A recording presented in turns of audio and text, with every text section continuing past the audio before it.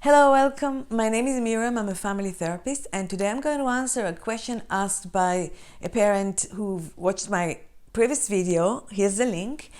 And MK asks for my advice regarding the issue of earned allowance versus the idea that everyone helps in the family and children should just do what they're asked. And continues to say that I agree with that, but also want to teach a young elementary school student good money habits and financial literacy. And this is an excellent question. Lots of parents have got this dilemma. Now, my take on it is that you can make this work for you. You can pay children to do some house chores as part of their allowance or separately, and it can work, but it needs thinking and planning ahead because otherwise it can go quite wrong. It's been shown by research that once you start paying people for a task, they're much less willing to do it for no money. And I've seen homes where parents started paying children to do things, and then when they've asked them to help with something else, the children will say, how much are you going to pay me? Or what are you going to give me? And that's really not the kind of relationship that you want to have with your children at all. So the question is, how can we do that without falling into these pitfalls? Now, everything that I'm going to suggest here, if you're raising your children with the other parent or with a step parent, I'm suggesting that you speak about it together and maybe watch this video together, because you need to work as a united parenting team about that. So the first thing is to choose a chore wisely. Choose something that you are happy for your child to do and get paid for. It should not be something that you'd usually expect a child to do. So not tidying up their bedroom, making the bed, setting the table, clearing the table, things like that should really be a part, in my view, of the family team effort. You want to think of things that you wouldn't usually ask a child this age. That could be cleaning the car, something in the garden or shed if you have one. It could be cleaning the bathroom sink or cleaning the stove or the oven. So these are things that are extra, that they're not something that you'd normally expect them to do given their age and developmental stage. And the other thing to think is about a task that's not too hard. So cleaning a whole car is far too much for one child, even for two children. So you can go either just for the inside, or you want to start just from the back seat. And then you also want a task that you're not going to be dependent on. So for example, if you are planning a meal, you don't want them to have a whole kilogram of potatoes to peel, for example, because you need it in time for your cooking, and then you're going to get stressed about it and you're going to get upset about it. So you want something that even if it's not done perfectly or it's done a little bit later, you're going to still be okay.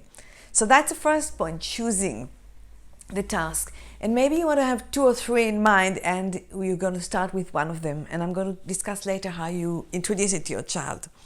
Now, my second point to think about is training or induction. When you start a new job, nobody just tells you, take this and do that. People actually show you and teach you what it is that you need to be doing. And that's exactly what you want to do with your child. So you want to say, we're going to start with some training. I'm going to show you exactly what needs to be done. You can do it alongside them. You need to supervise them.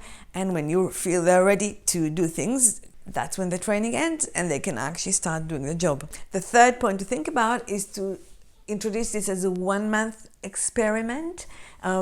Just see with your child if this can work for you, if you need to change something. If it doesn't work, they're not doing it, you're not pleased with them, anybody can cancel it and you go back to whatever arrangement you've had before.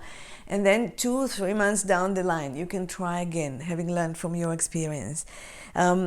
The reason I think it's a good idea is because sometimes we just say, oh, we're going to try something, and then we somehow fail and everybody feels like a failure and nobody wants to ever try it again. So just trying it for a limited period of time usually works very well. The fourth, and I think a really important point, is before you start all this, you need to make it really clear to your children what they can and cannot buy with this money that they're going to earn.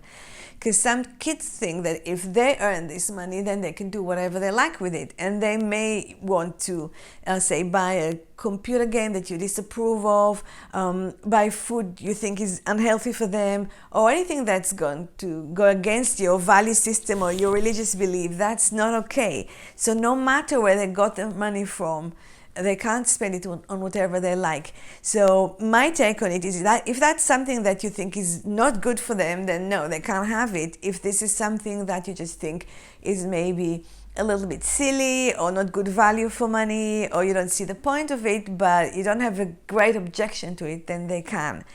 All that needs to be discussed with your child in advance. But before I say a few more words about that, I'm inviting you to like, subscribe, and share this information with everyone. I'm really keen for other people to see it.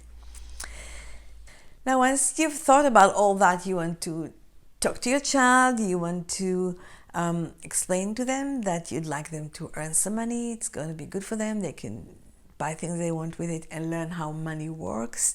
That it's going to be one of these 3 jobs that they can get paid for.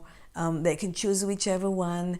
That any other thing that you're going to ask them, it's like always, they're not going to get paid for it because they are part of the team that's your family, and everybody in your family does things for each other.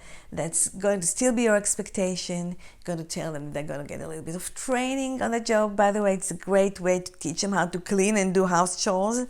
You're going to say it's just a 1-month experiment, and clarify what they can and cannot do with the money. And I think if you put all that in place, in my experience with the families that I've worked with and the family that I've raised myself, it does work. So good luck with it. I'd love to know if you've tried it and what you've done, how it worked for you. Enjoy your children, like and subscribe, and see you next time.